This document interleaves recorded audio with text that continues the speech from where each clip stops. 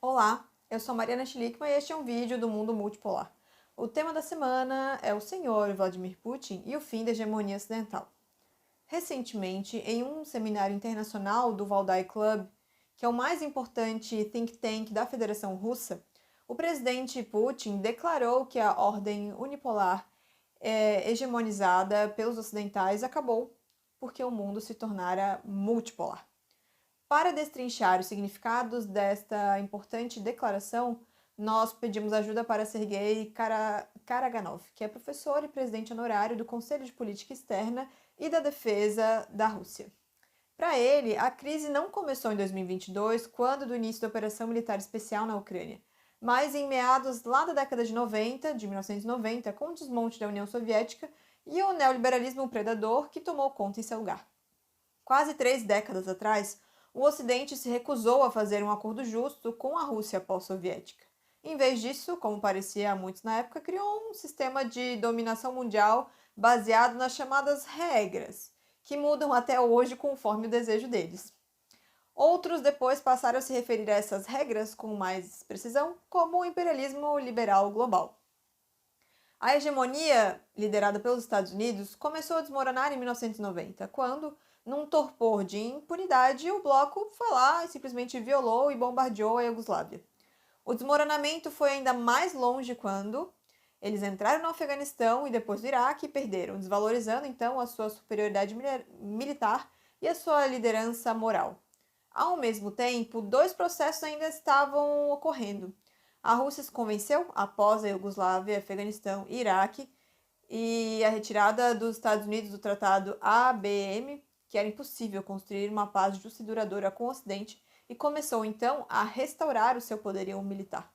Ao mesmo tempo, o Ocidente perdeu a ascensão da China, eles não viram o que estava acontecendo por ali. E, paralelo a isso, um erro ainda mais surpreendente foi cometido. No final dos anos 2000, eles começaram a restringir a China e a Rússia simultaneamente, empurrando os dois países para um bloco único político e militar que combinava seus interesses centrais. Então, desde o final dos anos 2000, o Ocidente ele vem criando as condições para uma Guerra Fria, mas ainda havia uma janela de oportunidades para concordar com a China e a Rússia sobre os termos deste novo mundo. Essa janela ela existiu em algum lugar ali entre 2008 e 2013, mas é claro que não foi usado, eles cagaram para a possibilidade de paz. Desde 2014, o bloco liderado pelos Estados Unidos intensificou a sua política ativa de contenção da China e Rússia, incluindo a promoção de um golpe de Estado em Kiev para preparar procurações para tentar minar Moscou. Tem o Covid também, que foi usado como substituto por 2 anos. Mais uma vez que seu efeito foi diluído, um choque aqui ou ali se tornou inevitável, né? E percebendo isso, então a Rússia decidiu atacar primeiro. Essa operação tinha vários objetivos: impedir que o Ocidente criasse uma ponte ofensiva militar nas fronteiras da Rússia, que estava tomando forma rapidamente nessa possibilidade, e preparar também o país para os efeitos de longo prazo do conflito e das mudanças rápidas que ocorrem a partir daí. Isso requer um modelo diferente de sociedade e economia e é um modelo de mobilização.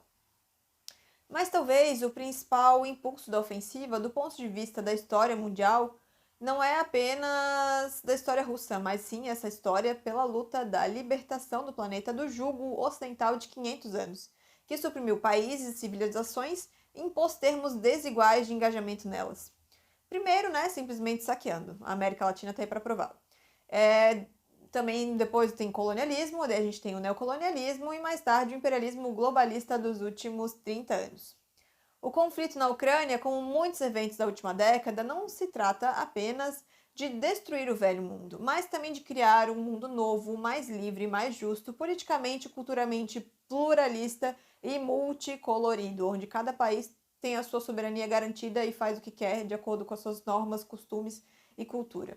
O significado global da luta na Ucrânia é o retorno da liberdade, dignidade e autonomia ao não-ocidente, e propomos chamá-los por outro nome, que é a maioria global, que antes era reprimida, roubada e culturalmente humilhada, e, claro, uma parte justa da riqueza do mundo, né?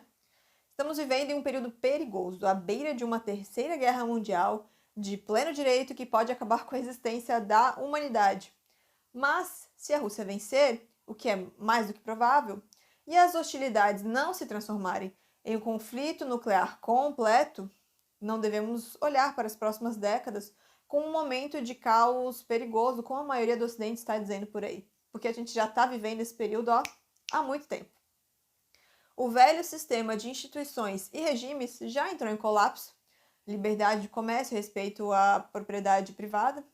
Enquanto isso, instituições como a OMC, o Banco Mundial, o FMI, a OSCE e a União Europeia estão chegando ali aos seus últimos anos, aos seus últimos suspiros, e começam a surgir novos corpos aos quais pertence o futuro de verdade. Eles são a Organização de Cooperação de Xangai, a ASEAN+, a Organização da Unidade Africana, a Parceria Econômica Abrangente Regional, RCEP, o BRICS. O Banco Asiático de Desenvolvimento, por exemplo, já está emprestando muitas vezes mais do que o Banco Mundial e em condições muito mais justas.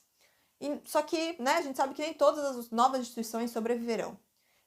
Só que também esperamos que algumas delas consigam viver, especialmente no sistema da ONU, que precisa urgentemente de reforma para representar, principalmente, essa maioria global no seu secretariado e não mais esse ocidente imperialista.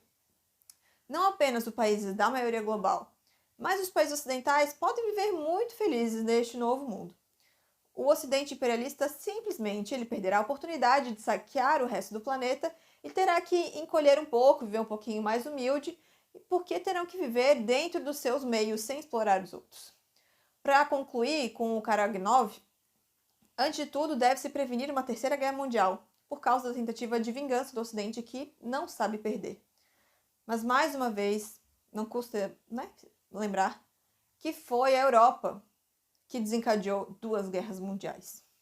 E a Rússia está agora lutando, entre outras coisas, para garantir que os pré-requisitos para uma terceira ainda não esteja madura.